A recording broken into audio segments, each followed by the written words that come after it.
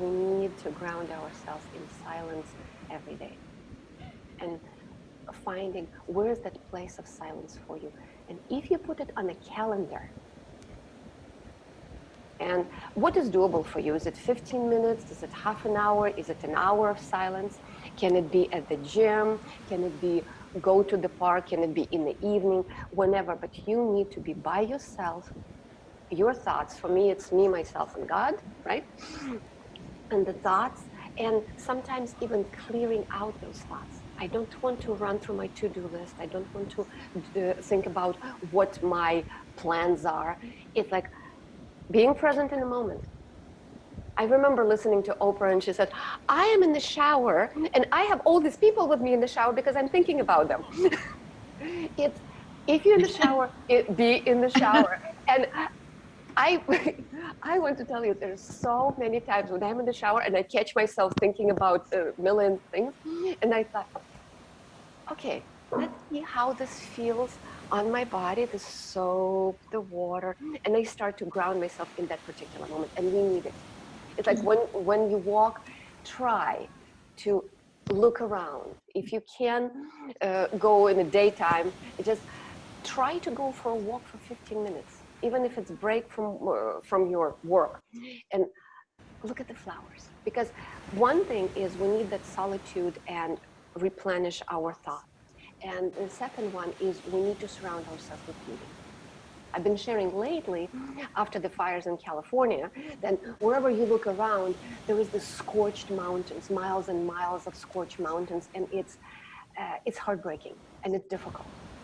And I know it's there. I am no Pollyanna, but I am trying to, at least for a certain period of time, I need to surround myself with beauty. I need to feel something like something soft, and it's focusing on pleasure because that replenishes us. It's like what is pleasurable for you, and when we look at beautiful things, it's important. Maybe even go online and check the exhibits at your favorite museum. If you're that time strived, it just try to look at something beautiful. It changes your thought process and it helps with your creativity.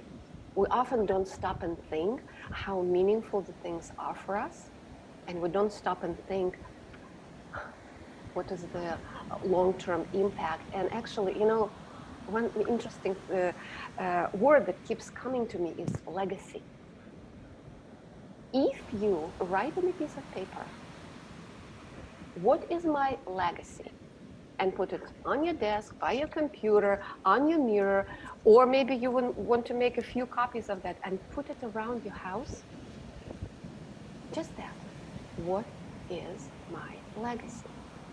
Then everything on your to-do list, on the big spectrum of things, what I have on my list for this week, how important is it? I like that. And for so many women, especially during the holidays, they will yell at their husbands because they cut a piece of a pumpkin pie before the guest arrived, or all kinds of silly things that they get angry because people are not following rules.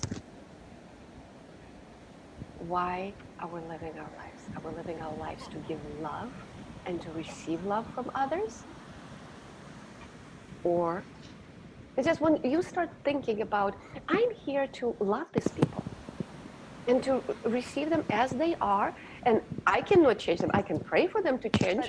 But if you think, oh, my legacy, I'm doing nothing, it's not important, that's not the right mindset. That's why we need that silence, and we also need to remind ourselves what we've done right. And December is a wonderful time to write down and to share all your celebrations and all your accomplishments, because so many women I work with, they are overachievers and they're task-oriented, beautiful women, but they forget to give themselves credit for what they did achieve. And if we're disciplined in just think, you're a good girl, you've done this and this and this, then you wouldn't be frantically thinking, oh, I'm not good enough. And that's another thought to ponder during silent times. Like, if you feel that you're not good enough, why? And remind yourself what kind of things you accomplished. and how you